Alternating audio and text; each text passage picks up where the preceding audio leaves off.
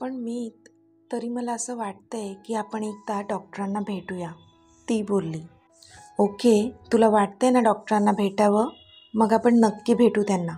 मी आजची संध्याकाळची appointment book करतो. ओके? तो बोलला तशी ती पण हसून ओके बोलली. आता ती संध्याकाळ होण्याची वाट पाहू लागली.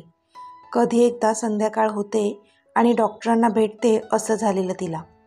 आता पुढे जानूचं लक्ष वारंवार घड्याळाकडे जात होतं. दुपारचं लंच करून पुन्हा ती तिच्या डेस्कवर येऊन बसली. तोच तिच्या मोबाईलवर मेसेज ब्लिंक झाला. जान, don't sit with too much tension. Everything will be fine.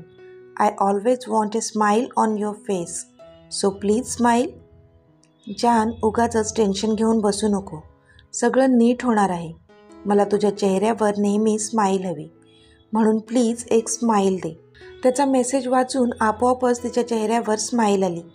तिला माहीत होतं सकाळपासून तो बिझी होता, म्हणून तिच्याशी बोलायला त्याला वेळ मिळाला नव्हता. पण ती हे पण जाणून होती की आतून त्याचं लक्ष तिच्यावर नक्कीच असणार, आणि म्हणून तर तिचा नाराज झालेला चेहरा त्याला पाहावला नाही आणि त्याने तिला लगेचच मेसेज केला. आता तिने स्माईल करून समोरच्या काचेत तिचा चेहरा पाहिला. तसा आत बसलेला तो पण हसला. जानू आता वॉशरूममध्ये फ्रेश व्हायला गेली होती, पण तिथे रोजी पण होती. तसं जानूने मात्र तिच्याकडे पाहून न पाहिल्यासारखं केलं. रोजीला तर तिचा खूपच राग येत होता, आणि काल अमितच्या गाडीत तिला बसताना तिने पाहिलं होतं. ते आठवून तर तिला अजूनच तिचा राग आला. जानवी, तुला खूपच साधी समजले होते मी, पण तू तर खूप पोहोचलेली चीज निघाली ग. रोजीने जानूला डिवचलत शेवटी. व्हॉट डू यू मीन? जानू पण चिडली. हेच की जे मी इतक्या दिवसात नाही करू शकले ते तर तू 2 दिवसातच केलंस, रोजी बोलली. जसं की? जानू आता तिच्यासमोर हाताची घडी घालून बोलली. जानूला कळत नव्हता तिचा बोलण्याचा रोग. जसं की हेच बॉसला कसं पटवायचं ह्याचे क्लासेस तुझ्याकडे लावावे लागतील आता, रोजी कुत्सित हसत बोलली. तशी जानू मात्र आवासून तिच्याकडे पाहू लागली. ओह, म्हणजे तुला माझ्याकडे क्लास लावायचा आहे तर बॉसला कसं पटवायचं, राईट? जानू पण आता तिच्या नजरेला नजर देत बोलली. तशी रोजी कडबडली. मी का लावू क्लासेस? रोजी आता चांगलीच गडबडली होती. अगं, आत्ताच तर तू म्हणाली ना माझ्याकडे क्लास लावायचे आहेत, बॉसला कसं पटवायचं त्याचे. जानू पुन्हा तिला डिवचत बोलली. हे जानवी, उगाच शब्दात अडकवू नकोस मला.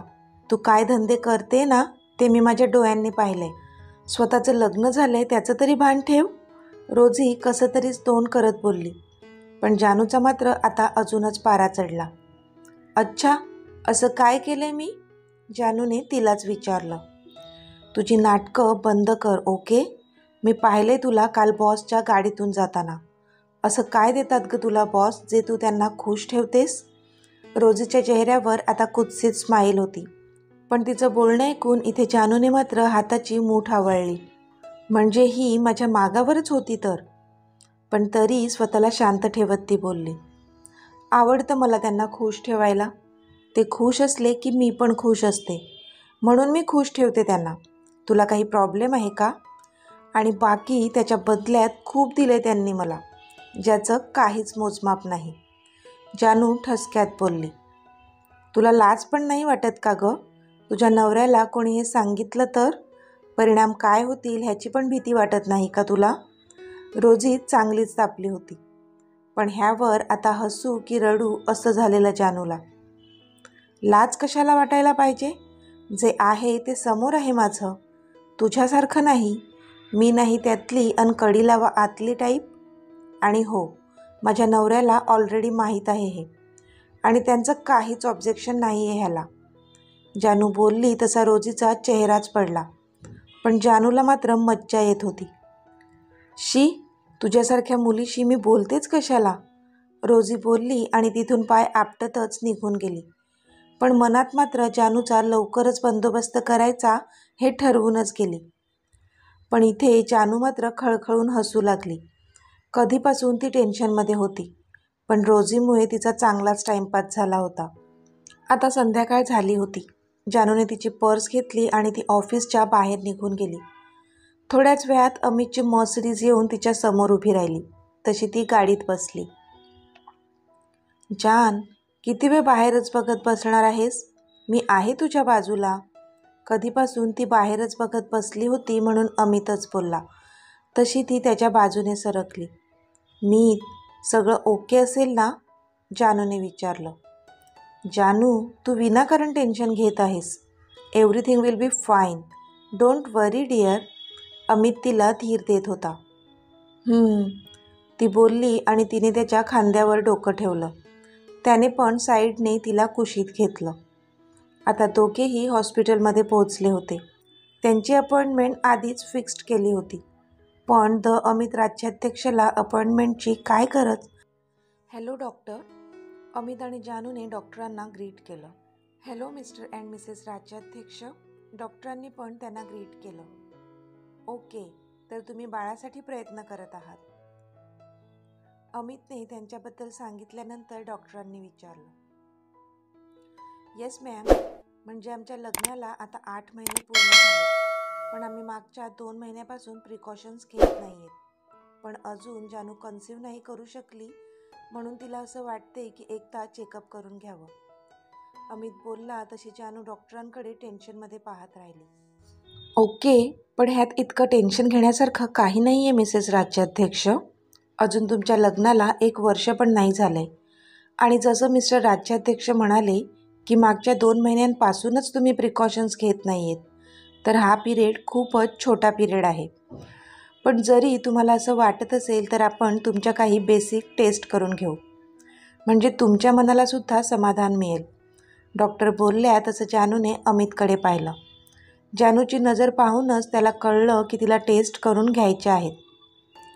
ओके डॉक्टर, तुम्ही करून घ्या टेस्ट, आणि जर माझ्या पण काही टेस्ट कराव्या लागत असतील तर त्या पण तुम्ही करून घ्या. अमित बोलला तशी जानू मात्र त्याच्याकडे पाहतच राहिली.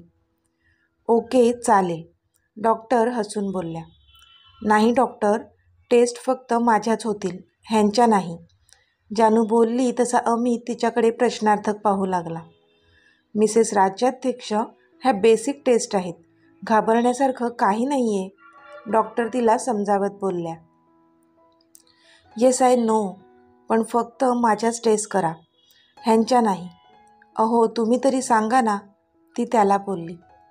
जानू, पण काय हरकत आहे मी टेस्ट करून घेतल्या तर? माझ्यात काही प्रॉब्लेम असेल तर आपल्याला आत्ताच कळेल ना, तो बोलला. नाही मी, तुम्ही टेस्ट नाही करायच्या, प्लीज. तुम्ही काय ऐकून घेत नाही आहेत माझं? जानू आता चिडली. तिला त्याच्या टेस्ट करायच्या नव्हत्याच. जर त्याच्या रिपोर्ट्समध्ये काही प्रॉब्लेम आला असता तर तो खूप दुःखी झाला असता, जे तिला अजिबात चालणार नव्हतं. म्हणून ती त्याला रोखत होती. ओके, आपण फक्त तुमच्याच टेस्ट करून घेऊ, आणि पुढे कधी लागलं तर मिस्टर राज्याध्यक्षांच्या टेस्ट करू, डॉक्टर जानूला बोलले. कारण ती ऐकायला तयारच नव्हती. तेव्हा कुठे जानूला बरं वाटलं. आता एक नर्स आली आणि ती जानूला आत घेऊन गेली. तिने तिथे तिचं ब्लड घेतलं. काही वेळाने जानू बाहेर आली. तुमचे रिपोर्ट्स उद्या येतील, कोणाला तरी कलेक्ट करायला सांगा. सॉफ्ट कॉपी आम्ही तुम्हाला मेल करू. थँक्यू, डॉक्टर बोलल्या. Thank you so much doctor. अमितने डॉक्टरांना शेक हँड केलं. जानू पण हसून थँक्यू बोलली आणि मग ते तिथून निघाले. गाडीत अमित तिच्याशी एक अक्षरही बोलला नाही. त्याला रागच आला होता तिचा. का तिने त्याला टेस्ट करू दिलं नाही? तो रागातच बाहेर बघत होता. मीत, बोलणार नाहीत का माझ्याशी? आय एम सॉरी ना, जानू चेहरा बारीक करत बोलली. पण तो मात्र हलला नाही. मीत, ऐका तरी. जानू आता काकुळतीला आली होती, पण तो काही अजिबात लक्ष देत नव्हता. मीत, तिने आता त्याच्या दंडाला पकडून त्याला स्वतःकडे वळवलं. तसा तो तिच्या डोळ्यात पाहू लागला. Why do you stop me from doing the test? Why जान? तू का मला टेस्ट करण्यापासून रोखलं? का जान? त्याने चिडून विचारलं. बिकॉज आय लव्ह यू, ती बोलली आणि तिने त्याच्या गालावर हलकेच ओठ टेकवले. पण त्याला काही तिच्या बोलण्याचा अर्थ लागला नव्हता. मीत, जर तुम्ही टेस्ट केल्या असत्या आणि तेव न करू पण जर तुमच्या रिपोर्ट्समध्ये काही प्रॉब्लेम आला असता तर तुम्हाला किती दुःख झालं असतं, आणि तेच मला नको होतं, म्हणून मी तुम्हाला टेस्ट करू दिल्या नाही. ती बोलली तसं अमितला भरूनच आलं. ती किती जास्त विचार करत होती त्याचा. आणि जर तुझ्या रिपोर्ट्समध्ये काही प्रॉब्लेम आला तर, त्याने विचारलं. तशी ती शून्यात बघू लागली. आता ना मी सर्व देवी आईवर सोडून दिले, ती बघून घेईल सर्व. आणि राहिला प्रश्न माझ्या रिपोर्ट्समध्ये काही प्रॉब्लेम येण्याचा, तर त्यात लोक मलाच बोलतील ना, मी ते सहन करेन. ती बोलली तसं त्याने तिला जवळ ओढलं आणि खट्ट मिठी मारली. म्हणजे तिला बाळाची कितीही ओढ असली तरी त्यात तिला त्रास झाला तर तो ती सहन करणार होती, पण तिच्या मीतला कोणताही त्रास झालेला तिला चालणार नव्हता. किती ते प्रेम. असं काहीच नाही होणार चान, आपलं पण सुंदर छान क्यूट बाळ लवकरच येईल बघ. तो त्याची मिठी अजूनच घट्ट करत बोलला, तशी ती त्याच्या मिठीतच सुखावली. तर मित्रमैत्रिणींनो, आजचा भाग तुम्हाला कसा वाटला ते मला कमेंटमध्ये सांगा. आणि जर आवडला असेल तर व्हिडिओला लाईक करा, शेअर करा आणि चॅनलला सबस्क्राईब करून बाजूची घंटी नक्की दाबा. चला तर भेटूया आपल्या पुढच्या भागात. तोपर्यंत धन्यवाद.